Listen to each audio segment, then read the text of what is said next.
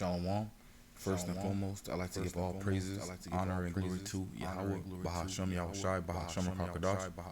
Double honors to the elders and the apostles, the great millstone who rule well. A peace and salutation to the elect of Israel. To you I say Shalom. Alright, Lord willing, this lesson is edifying to the flock of Yahweh, Bahashem Yahushai. Alright, and this is 2 Thessalonians chapter 1, verse 6. Seeing it is a righteous thing with God to recompense tribulation to them that trouble you. Alright? It's a righteous thing in the Most High's eyes, man. It's a righteous thing in Yahweh Bashim Yahushai's eyes, man. To recompense, which also means to pay back, tribulation to them that trouble you. Alright? And who's troubling the nation of Israel, man? All nations, right? Let me jump over to I believe Second Maccabees.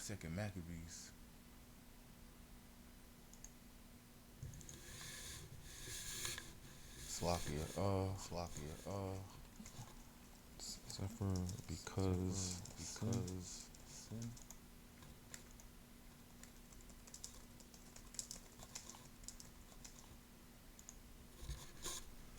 Alright, Second Maccabees, chapter 7. Slakia.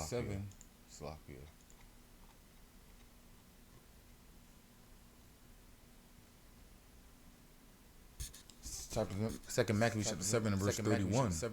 And thou that has been the author of all mischief against the Hebrews shall not escape the hands of the Most High. Alright. So the author of mischief against all the Hebrews are so-called Edomites, right? So-called Ishmaelites, not so-called Slakia, Edomites, Ishmael, all the other nations, man. Alright, I could prove that with Psalms chapter 83.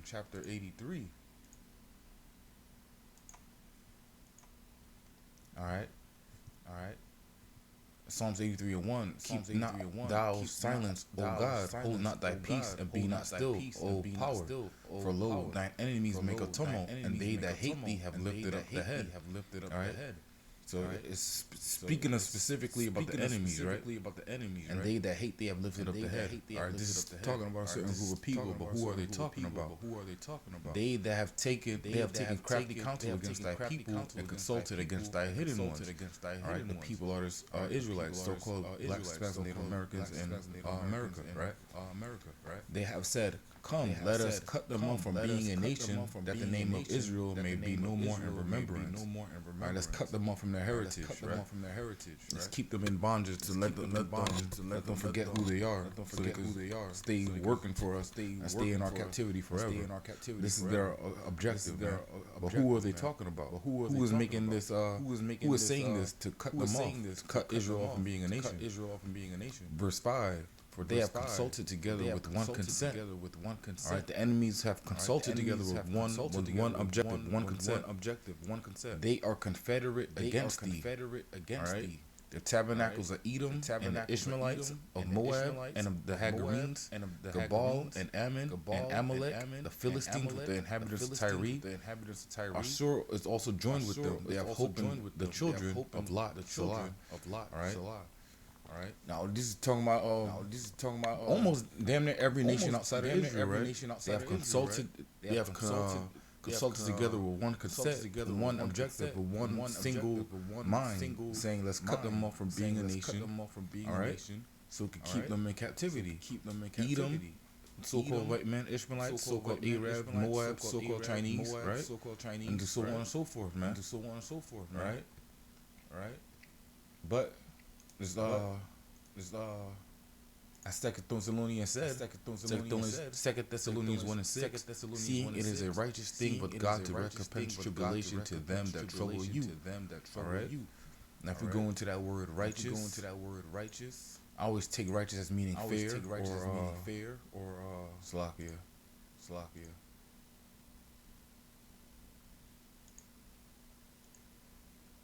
The Greek word is dikaios. Strong's G 1342. Dikaios. righteous, observing divine laws, in a wide sense, upright, alright, righteous, virtuous, keeping the commandments of God, of those who seem to be righteous, who pride themselves to be righteous, who pride themselves in their virtues, whether real or imagined, innocent, faultless, and guiltless, alright. The Most High is not going to be at blame. He's not going to be the bad guy when he judges, when he recompenses the people that trouble us with tribulations, right? All right.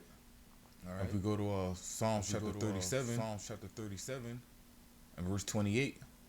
For the Lord Yahweh loveth judgment, and forsaketh not his saints. They are preserved forever, but the seed of the wicked shall be cut off. All right. The righteous shall inherit the land and dwell therein forever. All right. That's the kingdom, right? The righteous is going to inherit the land. And when you inherit something, the only way to inherit something is the current owner has to die off and pass it on. All right. So the current inhabitants of the land are going to die off and pass the land. Not passing land is going to be given back to us by Yahweh Bashim Yahushai, man. Because it's stolen property in the first place. It's going to be given back to the rightful owner. All right. And the owner is the correct term because the world was made for our sakes. All right. But it's only stolen from us and taken from us because we went off, man. All right, verse 28. For the Lord Yahweh loveth judgment, and forsaketh not his saints. They are preserved forever, but the seed of the wicked shall be cut off.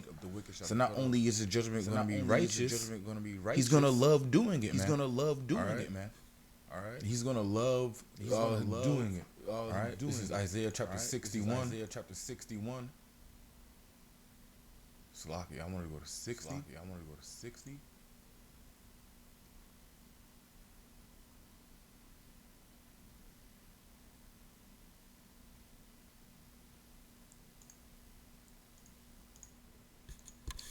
Slocky. I did want to go to 60.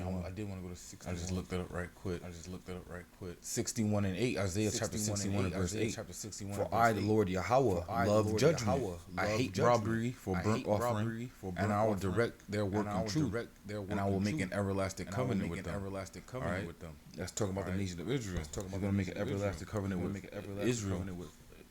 Because this way, in the second covenant, to come, the laws are going to be written in our inward parts, and we're going to need spiritual bodies for that, man. Can't do that in the flesh. Because the flesh lusts to go off, man. All right, but in our spiritual body, we'll never even the thought of going off will never come across our mind again. All right, but the point I wanted to bring out is that the Lord is going to love judgment, man. Yahweh Bashim Yahshai is going to love the judgment He brings upon Babylon, and of course, every other nation. All right. Isaiah chapter 63 and verse 4. For the day of vengeance is in mine heart, and the year of my redeemed is come. All right.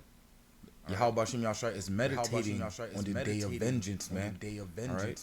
Now, if God loved everybody, who is He going to take vengeance on? Vengeance is only something you take on your enemies, man. You don't take vengeance on loved ones. All right? But let me read this from the top. Isaiah chapter 63, starting from the top. Who is this that cometh from Edom, these so-called white people, man? With dyed garments from Basra. Basra was a main city of Edom. All right? Right. This is that glorious in his apparel, traveling in the greatness of his strength. I that speak in righteousness, mighty to save. Wherefore art thou red in thy apparel? And thy garments are like him, and thy garments like him that treadeth in the wine fat. I have trodden in the winepress alone, and of the people there was none with me. I will tread them in mine anger, and trample them in my fury. And their blood shall be sprinkled upon my garments, and I will stain all my raiment. Yahushua is going to tread the winepress, literally meaning stomping on the grapes or the Esau Edom, man.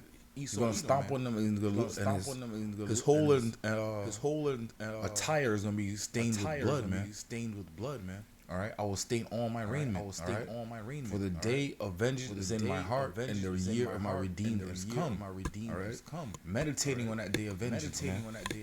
All right, I'm gonna get one more. I'm gonna wrap it up. This is Psalms 99 and verse 4. The king's strength also loveth judgment. Thou dost establish equity. Thou executest judgment and righteousness in Jacob. All right. Because don't get it twisted. Of course, the other nations are going to get judged. They're going to see their judgment. They're going to go into captivity. One of those nations is going to be extinct after 1,000 years. All right. But judgment's going to start in the house of Israel, man. All right. I'm gonna get that. I'm gonna close it out.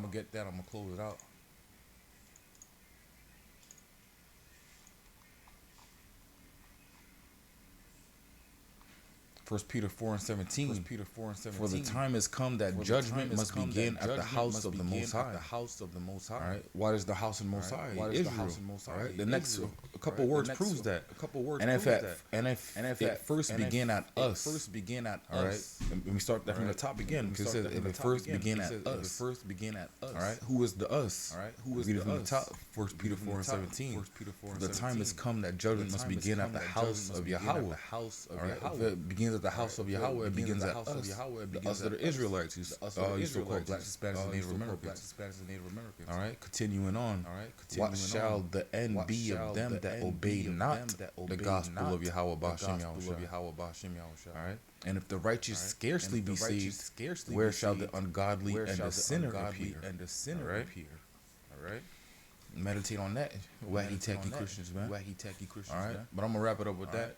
Lord willing, this lesson was edifying. Again, I want to give all praises, honor, and glory to Yahweh, Bahashem Yahushai, Bahashem Slakia, Yahweh Bahashem Yahushai, Bahashem Rakadash. Double honors to the elders and the apostles, great Milson who rule well, and peace salutations to the elect of Israel. Until next time, Shalom and the Bar the Ball.